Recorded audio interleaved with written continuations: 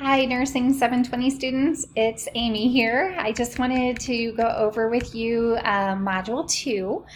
So we are in weeks 3 and 4 of the course. And to start off with, there's a neat little TED Talks video here that I would like for all of you just to kind of sit back, relax, and enjoy. There is a link to the forum here. So if you click on that, that'll take you right into the discussion board. And remember that for our discussion boards for this class, it simply is where you are going to be submitting your component for Chapter 1. So this week, for example, it will be the background and significance and problem statement. So you will, when you go into the discussion board, and we'll do that in a little bit, I'll show you how it will work. The content folder, when you click on that, you'll see two wonderfully orchestrated video presentations. Julie and Dana did one video presentation over Chapter 2, and Sage and Denise did a wonderful presentation over Chapter 3. So please review those videos. They're nice summaries of the Terry Text Chapters 2 and 3. And so if you scroll down a little bit further, you'll notice that the checklist for background and significance and the problem statement is located here. So remember that checklist serves as a guideline for you to construct this part of Chapter 1. And not everything in your project will really reflect back to everything on the checklist. So if that happens, just go ahead and write that in the box that you would normally write your discussion response. You can go ahead and write that in there, explaining to your peers and explaining to me, your instructor, why certain things on the checklist were not applicable. And if everything on the checklist applied, then you will simply you don't have to make any kind of feedback or any explanation for your paper submission. We will just simply review your paper. So when you go back into, let's go ahead and go back into the module, there's a looking ahead. And what this is, so every module will have this, where we're going to look at what is coming up in the next module. So obviously this week we're going to be doing that background and significance and problem statement. And then for Module 3, we're going to be doing that theoretical framework. So if you're kind of like, well, I'm not exactly sure what that all entails, you can just look ahead to Module 3. There's some interesting components that might help you. So for example, if you're going to be working with adults and you're providing some education for them, you might want to look into the Malcolm Knowles adult learning theory. If you are wanting to improve someone's confidence in maybe performing a certain task, you're going to probably want to look at some self-efficacy theories. If you are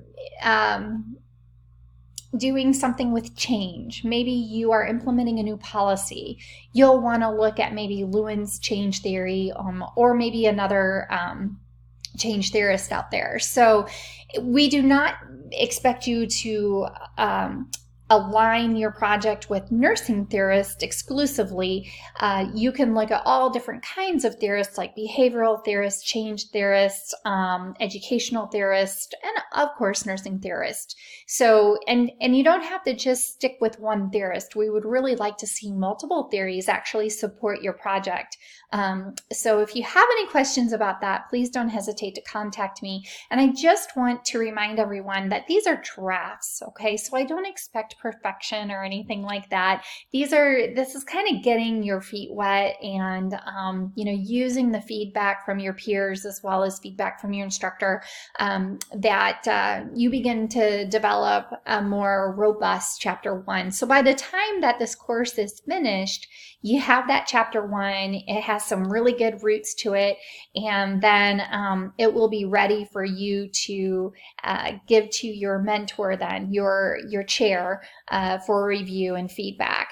So if you have any questions along the way, please don't hesitate to contact me. So let's go ahead real briefly into the forum then, and I just want to show you kind of how it works. So I'm going to go into Module 2 forum, And I just basically kind of want to pick on you and Tommy again. Sorry, since you're the first one. So Tommy is going to submit here, and then Denise and Jason are going to review Tommy's paper. So the initial thread has already been established, so let's just go ahead and click on that. And then, so Tommy, what you will do is simply you can hit the reply button and then submit your paper. And once that is done, then there's a thread that's created. And so Denise and Jason, what you will do is you can download that checklist again, and then you're going to complete that checklist, save it, and then upload it into the thread. And you can either write comments on that checklist. There is a space there for comments. Or what you can do is you can take the comments that you would normally write on that checklist and you can put them into that discussion board thread that you normally would do when we are giving feedback to our peers. So either way is fine, whatever works for you. And just make sure that you are looking at each and every one of the threads. So for example, if you look down here, Dana is going to be reviewing Simone's work as well as Sage's work. So those are two spots that Dana is going to access to review papers. So each of you are going to be submitting one paper, but then each of you are going to be reviewing two papers. So just make sure that you're aware of what threads you need to be accessing.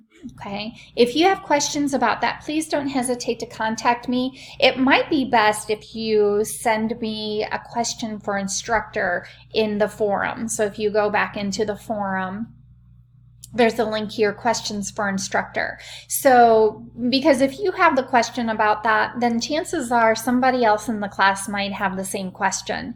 So don't hesitate to just ask me a question about the dynamics of the course there. If it's a more personal question, just email me. If it's something specific about your project that you just really want to know, or you want to toss an idea past me, just go ahead and email me then those kind of more personal questions.